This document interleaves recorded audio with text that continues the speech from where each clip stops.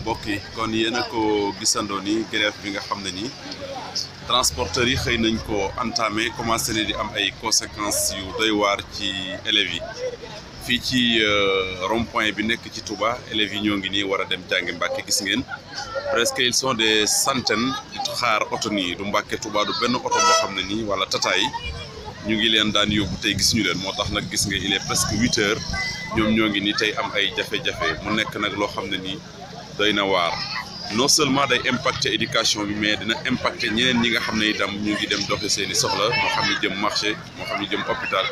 mais nag ñi nga xam ne ni ñoo di élèves yi ñoo ci gën a victime kon lii nag nekk na loo xam ne ni vraiment c'est déplorable mu nekk mbir moo xam ne nii bu jafe-jafe amee entre les transporteurs ak peut-être état bi impact bi day daal di laal ñi nga xam ne nii ñoo di élèves yi non seulement ñoom durant l'année dañuy am ay jafe-jafe jëm ci transport mais nag tey jii nag ci grève bi ci la gën a yokk kon nag lii bu wéyee rek wala bu yàggee rek dina indi ay jafe-jafe kon yéen a gis comment ça se passe ici au rond-point de l'ancienne gare routière de Touba.